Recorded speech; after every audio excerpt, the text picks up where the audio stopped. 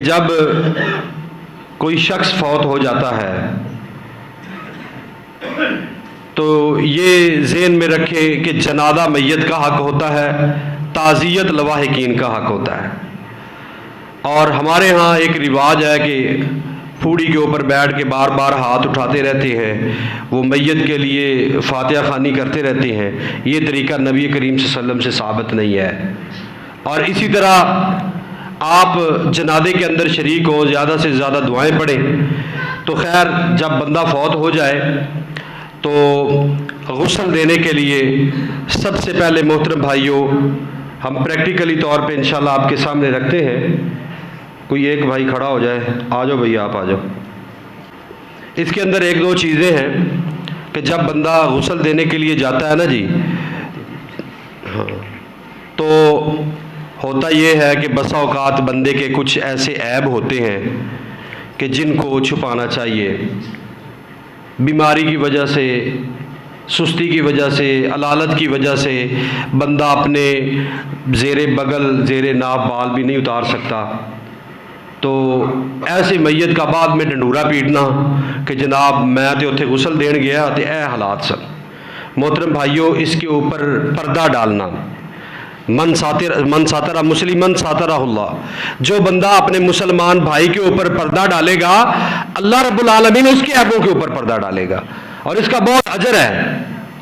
तो इस हवाले से सबसे पहले तो हमने गुस्ल के हवाले से बात करनी है। भाइयों, सबसे पहले आपने उस मैयत का इस्तंजा करवाना है। आप देखते हैं कि उसके कपड़े वगैरह उतार के एक ऐसा कपड़ा हो जो यहाँ नाव से लेकर ये घुटनों तक, उसके ये जो शर्मगाह है, ये जो हिस्सा है, वो ढांपा होना चाहिए, उसके ऊपर निगाह ना पड़े। और आपने कोशिश करनी है कि पेट को दबा लें। अगर कोई बौलो बराज वगैरह है, कोई पखाना वगैरह है, तो वो निकल जाए। फिर उसके लिए ये होता है कि आप इसके ऊपर ढेले इस्तेमाल करें। एक ढेला भी इस्तेमाल कर सकते हैं, 3 भी इस्तेमाल कर सकते हैं। उसके बाद आपने वो कपड़े की थैली बनी होती है, अपने हाथ के ऊपर डालनी है, बाएं हाथ के ऊपर। और इस जो मैयत है, इस तरह उठाकर आपने, यानी पानी ऊपर डाला जाएगा और आपने सफाई करनी है, नीचे से सफाई करनी है। जितनी सफाई के साथ, जितनी दिल लगी के साथ अपना बेटा भाई गुस्ल दे सकता है, कोई और नहीं दे सकता। तो इसलिए कोशिश करें कि हम खुद ये अमल करें। बल्कि नबी करीम सल्लल्लाहु अलैहि वसल्लम ने तो आयशा रज़ी अल्लाह ताला अन्हा से कहा कि आयशा, अगर तेरी मौत मेरी ज़िंदगी में हो जाए तो इससे बड़ी तेरे लिए खुश नसीबी क्या है कि मैं आपको गुस्ल दूँ। और हमारे यहाँ एक और चीज़ बहुत राइज है, वो ये कहते हैं कि जब बीवी फौत हो जाए ना तो खावंद का निकाह टूट जाता है, वो मुंह भी नहीं देख सकता। उसके बाद आपने शरई वज़ू करवाना है, यानी दाएं हाथ से शुरू करें, हाथ धोएं पहले, फिर उसके बाद कुली करवाएं। कुली करवाने के तरीके हैं, या तो आप पानी के साथ करवा दें या रुई लें और अच्छी तरह उसको भिगो के 3 दफ़ा रुई लेके अच्छी तरह मुंह साफ़ कर दें। और उसके बाद नाक को आपने साफ़ करना है, नाक के अंदर रुई को फेरना है। और उसके बाद आपने चेहरा धोना है, जिस तरह के हम वज़ू करते हैं, बाकायदा चेहरा धोया जाएगा। फिर उसके बाद ये कूनियों तक आपने अच्छी तरह हाथ धोने हैं और फिर उसके बाद दूसरा बाजू धोना है। फिर उसके बाद आपने मस्सा करवाना है, जिस तरह के वज़ू के लिए मस्सा किया जाता है। और इसी तरह कानों के अंदर उंगली घुमानी है और अच्छी तरह उसका मस्सा हो जाए। फिर उसके बाद दायां पाँव धोना है, फिर बायां पाँव धोना है। फिर उसके बाद आपने ये करना है कि पहले इसके सर के ऊपर अच्छी तरह पानी डाल दें और फिर दाईं तरफ पानी बहाएं, फिर उसके बाद बाईं तरफ से पानी बहाएं। तो इसके लिए ये है कि अगर आप 1 मरतबा कर सकते हैं, अच्छी तरह गुस्ल हो गया है तो ठीक है।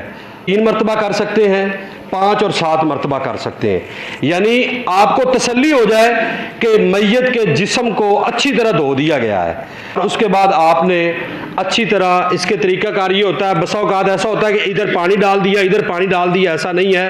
आप अच्छी तरह पानी डाल के एक भाई की मदद से आप इसको थोड़ा सा इस तरफ करें और पीछे अच्छी तरह पानी डालें और इसके ऊपर साबुन लगाएं। चेहरे के ऊपर साबुन लगाएं, बालों के ऊपर साबुन लगाएं, दाढ़ी के ऊपर साबुन लगाएं। अच्छी तरह जो है आपको तसल्ली हो जाए कि साबुन मैंने पूरे जिस्म के ऊपर लगा दिया है। इसी तरह इस तरफ से उठाएं और अच्छी तरह पूरे जिस्म के ऊपर आप अच्छी तरह साबुन लगाएं और इसके ऊपर पानी अच्छी तरह बहा दें। ये मेरे मोहतरम भाइयों, ये गुस्ल है जो मैयत को गुस्ल दिया जाता है। उसके साथ कफन का अमल है।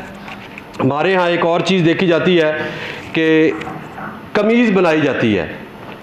3 कपड़ों पर मुश्तमिल होता है कफन, और बाज़ दफ़ा बाज़ जगह पर हमने देखा कि एक कमीज़ बना ली जाती है, 2 कपड़े ऊपर होते हैं या पता नहीं 3 डालते हैं वो, लेकिन ये तरीका दुरुस्त नहीं है।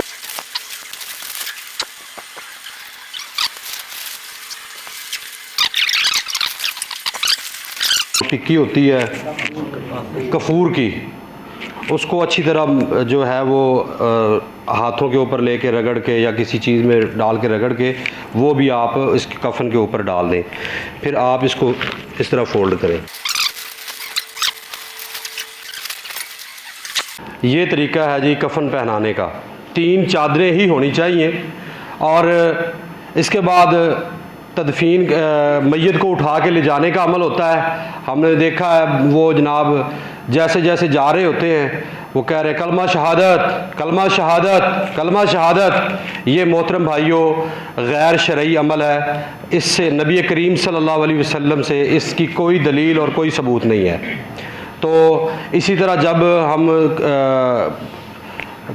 जनाजा होता है, जनाजे के बाद जो तदफीन वाला अमल है, दफन करने वाला अमल है, वो ये है कि बेहतरीन तरीका ये है कि मैयत को पाँव की तरफ से कब्र की लहद में उतारा जाए। और अरबों के अंदर तो ये चीज़ है कि ये जो कब्र की लहद होती है ना, हमने तो इतना करना होता है ना कि ऐसे सीधा कब्र में डाल के और ऐसे मुंह जो है वो किबला रुख कर देते हैं, लेकिन बेहतरीन तरीका ये है कि आप मैयत को कब्र की लहद की दीवार के साथ लगाएं और सही मानों में रुख जो है वो किबला रुख हो जाए। तो ये एक प्रैक्टिकली अमल था। अल्लाह रब्बुल आलमीन हमें सही मानों के अंदर किताब व सुन्नत के मुताबिक ज़िंदगी बसर करने की तौफ़ीक़ अता फ़रमाए, और जब अल्लाह रब्बुल आलमीन मौत दे तो शहादत जैसी अजीम मौत से नवाज दे। अक़ूल क़ौली हाज़ा।